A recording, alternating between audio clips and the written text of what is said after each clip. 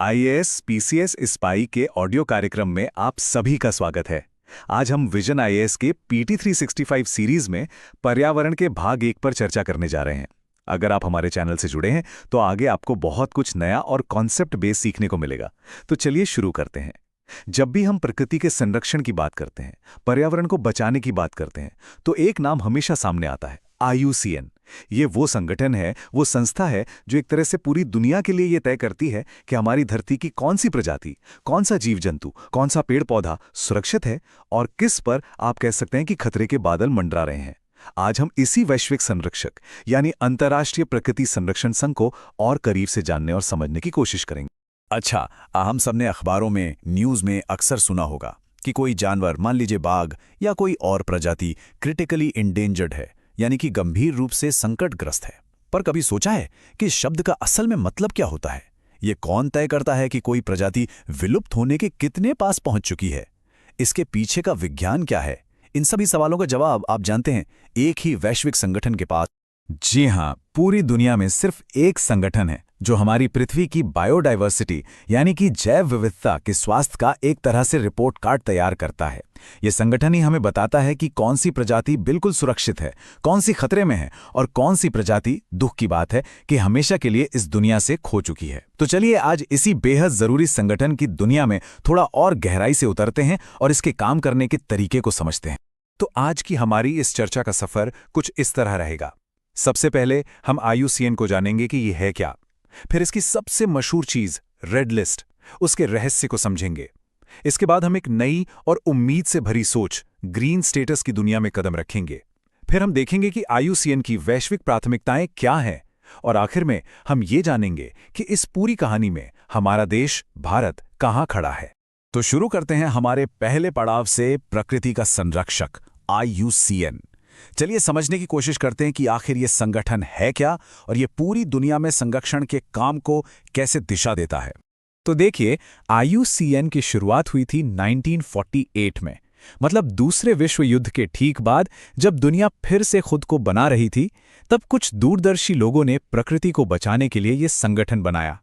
आज ये दुनिया का सबसे बड़ा और सबसे विविध पर्यावरण नेटवर्क है। पर इसकी असली ताकत क्या है? वो है इसका अनोखा ढांचा। सोचिए, एक ऐसी जगह जहां सरकारें और आम नागरिक संगठन यानी एनजीओज एक ही मेज पर बैठकर प्रकृति के भविष्य के लिए फैसले लेते हैं। यही एक बात है जो इसे इतना खास और इतना प्रभावशाली बनाती। जरा इसके पैमाने की कल्पना तो कीजिए। 1400 से ज्यादा सदस्य, इनमें भारत जैसे देश भी शामिल हैं, जो एक मेंबर स्टेट के तौर पर इसका हिस्सा हैं। इसका मुख्यालय, हेडक्वार्टर, स्विट्जरलैंड के ग्लैंड शहर में है और हर 4 साल में इसकी एक बहुत बड़ी बैठक होती है जिसे वर्ल्ड कंजर्वेशन कांग्रेस कहते हैं। ये एक तरह से प्रकृति का ओलंपिक है जहां पूरी दुनिया के विशेषज्ञ जुटते हैं और आने वाले सालों की दिशा तय करते हैं। और यहीं से वर्ल्ड हेरिटेज आउटलुक जैसी महत्वपूर्ण रिपोर्ट निकलती हैं जो हमें बताती हैं कि हमारी प्राकृतिक धरोहरें कितनी सुरक्षित हैं। चलिए अब आते हैं आईयूसीएन के सबसे मशहूर काम पर, रेड लिस्ट। मुझे लगता है हम सबने इसका नाम कभी ना कभी सुना ही होगा।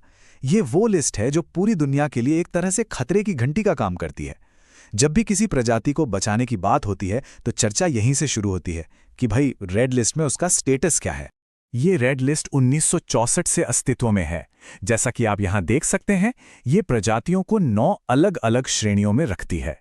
एक तरफ हैं संकट मुक्त यानी लीस्ट कंसर्न प्रजातियां, जिनके बारे में फिलहाल कोई चिंता की बात नहीं है, और स्पेक्ट्रम के दूसरे छोर पर हैं विलुप्त यानी एक्सटिंक्ट, जो अब इस दुनिया में नहीं रहीं।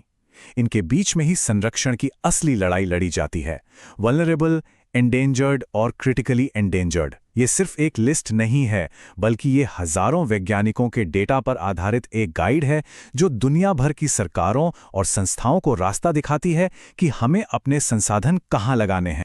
और हाँ, ये लिस्ट कोई पत्थर की लकीर नहीं है, ये लगातार बदलती रहती है। जैसे एक बहुत शानदार खबर है, ग्रीन सी टर्टल, जो कभी एंडेंजर्ड हुआ करता था, हमारे संरक्षण के प्रयासों की वजह से अब लीस्ट कंसर्न श्रेणी में आ गया है। ये इस बात का सबूत है कि अगर हम सब मिलकर कोशिश करें तो बदलाव ला सकते हैं। लेकिन सिक्के का दूसरा पहलू भी है। भारत का खूबसूरत पक्षी इंडियन रोलर, जिसे हम नीलकंठ भी कहते हैं, अब नियर थ्रेटन्ड यानी संकट के करीब पहुंच गया है, और लॉन्ग बिल्ड वॉर्बलर तो एंडेंजर्ड हो गया है। तो ये हमें लगातार याद दिलाता है कि संरक्षण की लड़ाई कभी खत्म नहीं होती, हमें हमेशा सतर्क रहना होता है।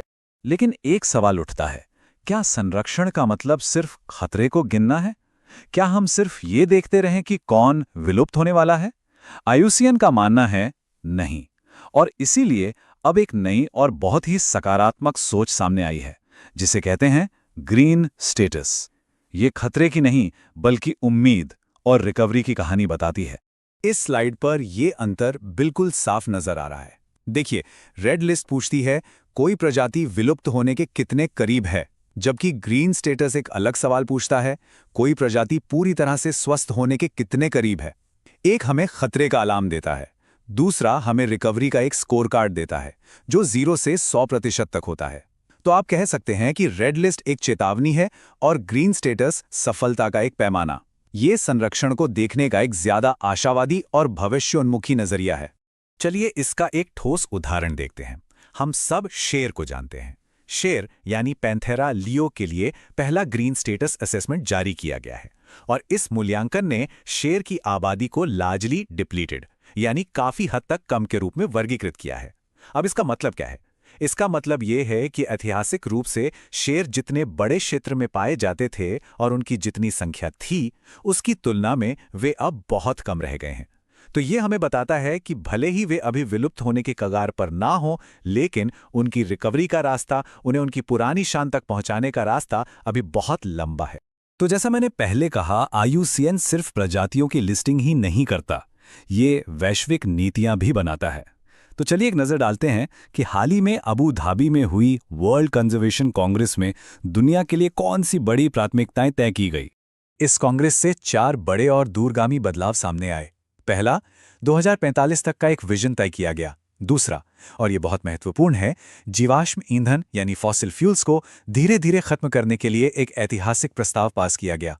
तीसरा, पहली बार दुनिया भर के स्वदेशी लोगों को संरक्षण का एक अहम भागीदार माना गया और उनके लिए एक अलग समिट का आयोजन हुआ।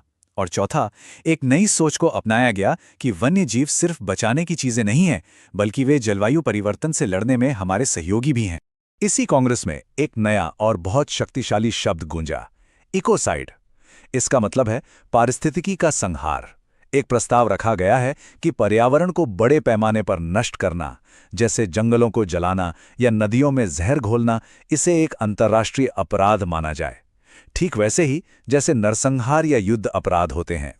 सोचिए, अगर यह कानून बन गया तो यह पर्यावरण संरक्षण के खेल को हमेशा के लिए बदल सकता है।